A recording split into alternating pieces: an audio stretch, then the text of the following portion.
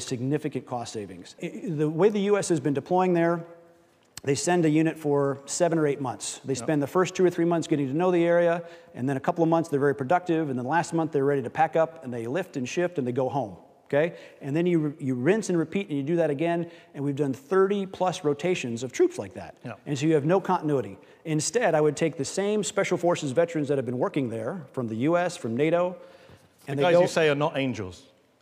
These are the same people the U.S. military and NATO has been sending there for the last 17 years. But the difference is, as a contractor, they can go and attach to the same unit and live in the same valley and live and work and train and fight with those guys, with the Afghan counterparts, month after month for years, so they have that continuity. Isn't the problem the Afghan government, they don't like your plan. They say it's a non-starter. They say under no circumstances will we allow the war to become a, quote, private-for-profit business? The former Afghan president, Hamid Karzai, said he vehemently opposes your proposal. It's a non-starter. I think he would say differently if you asked him now. I literally asked his office on Friday, and they said they're dead against it.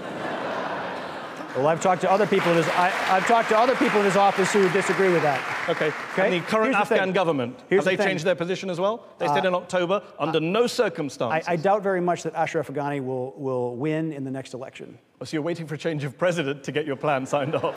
Look, here's the thing. If they don't do a plan like this, if there is not a skeletal structure supporting the Afghan forces, the next president's going to wind up like Najib did. The problem is the way you pitched it is, do you think it was helpful to tell the Afghans we're going to be like, quote, the East India Company, which violently ruled India on behalf of the British Empire in the 18th and 19th centuries? Was it wise to talk about having a viceroy in charge of the country? I mean, you're not hiding the fact that this is a colonialist project when you use language like that. But here's the thing. The United States has no one person that's in charge of Afghan policy. There's nobody that the president can turn to and say, why is Afghanistan after this? He has a special envoy, Zalmay Khalilzad. Yeah, sure. That doesn't help. He doesn't control the military. He doesn't control the intelligence funding. He doesn't control policy. Even if I agree with that, do you think calling someone a viceroy in charge of an East India Company is going to go down well with brown folks? Look, for 250 years, that security model largely worked, of mostly local forces with a few professional mentors only acting as a skeletal structure support.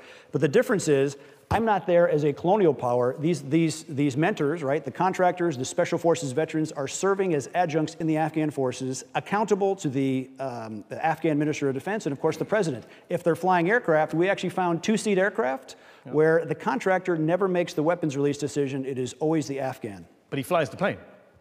Safety pilot, sure.